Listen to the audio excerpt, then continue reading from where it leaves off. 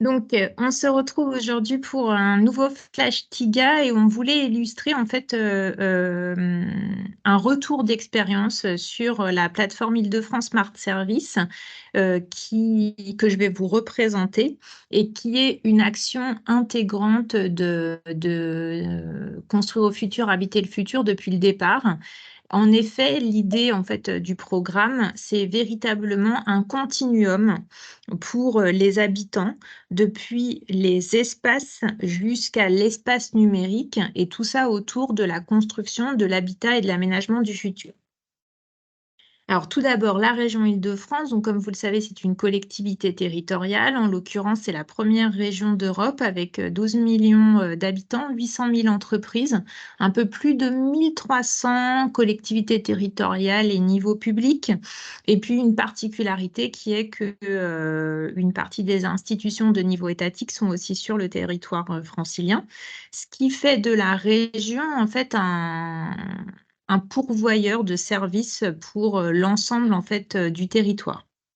Et l'idée d'Île-de-France Smart Service, c'est véritablement de s'appuyer sur la donnée à travers des partenariats de données et de services avec plus de 250 partenaires maintenant, publics, privés, associatifs, académiques, pour créer des services créateurs de valeur pour les franciliens. Alors, tout d'abord, Île-de-France Smart Service, qu'est-ce que c'est? Pas d'inquiétude, je vais vous la présenter très rapidement tout à l'heure. C'est une plateforme, donc du coup, c'est un double projet. C'est une usine numérique qui est composée de plus de 35 briques technologiques qui permettent de créer de manière très facile et très rapide maintenant plus de 30 services numériques dans toutes les composantes du territoire durable. Alors, qu'est-ce qu'on appelle territoire durable? Tout ce qui concerne les mobilités douces, le smart working, la gestion de l'environnement, des déchets, les politiques énergétiques, le développement économique, l'inclusion, l'accompagnement social, l'accompagnement des personnes, le développement des compétences. Vous allez voir, c'est très vaste. C'est une plateforme qui existe bien sûr sur les PC, mais aussi sur les portables.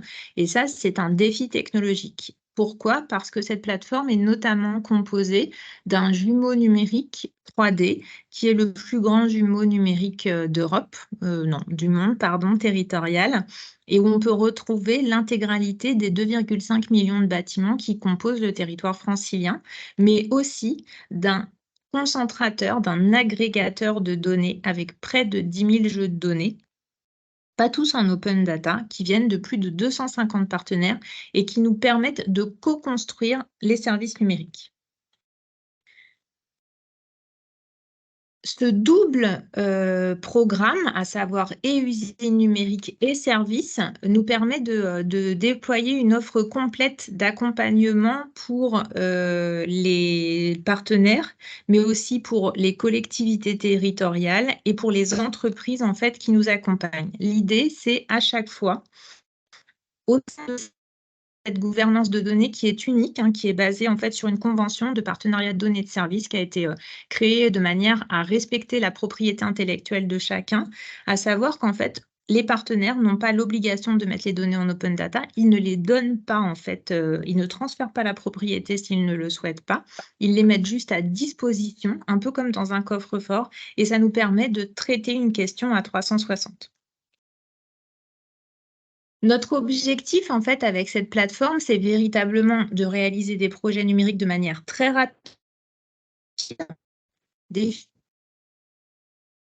C'est très clair.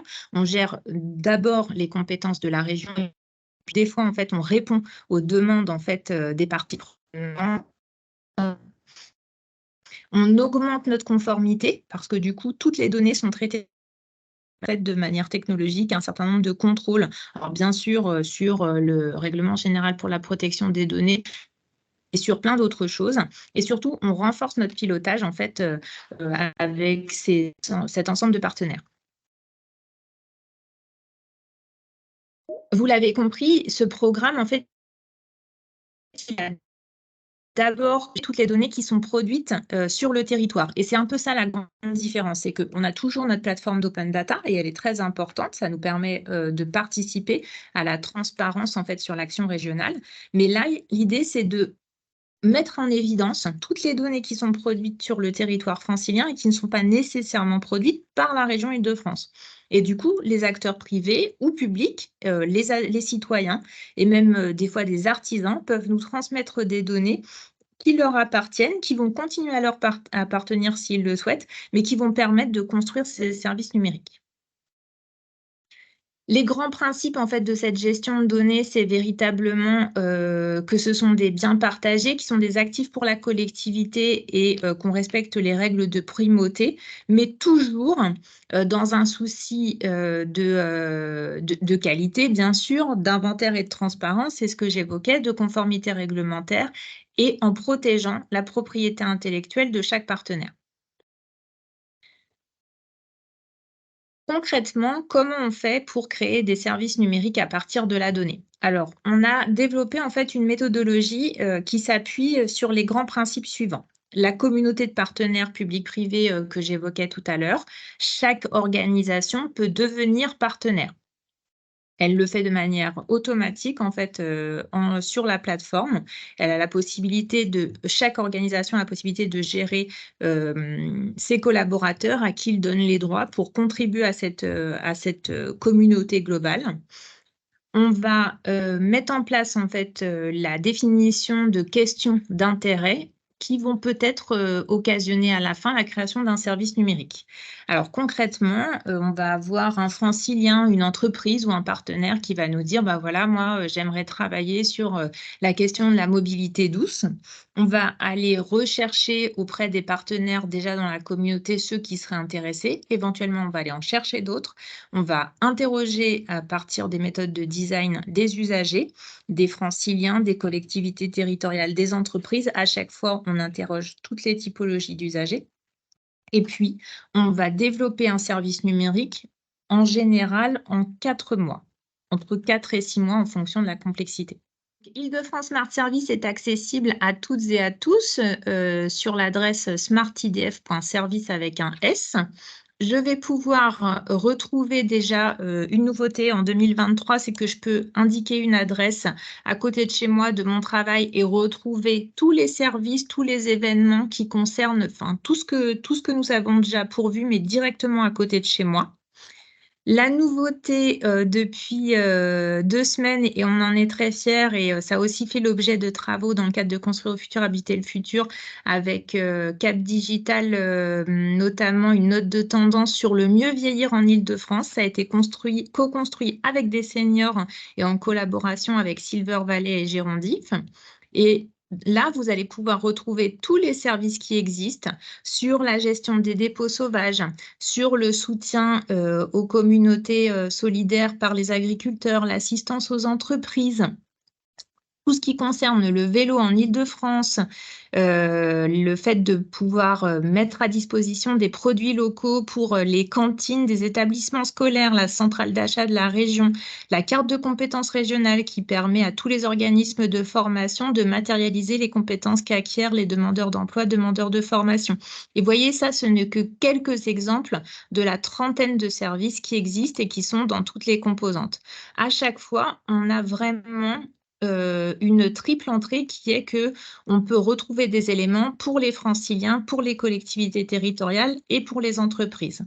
Je vais enfin m'arrêter sur l'espace La Plateforme qui reprend l'intégralité de la démarche de notre engagement, des valeurs que nous partageons tous, pour vous montrer très rapidement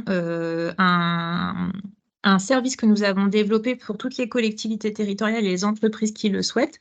Elles peuvent utiliser de manière gratuite des widgets que nous avons créés et qui peuvent être centralisés sur une adresse, sur un territoire, les intégrer directement à leur site web, à leur application mobile.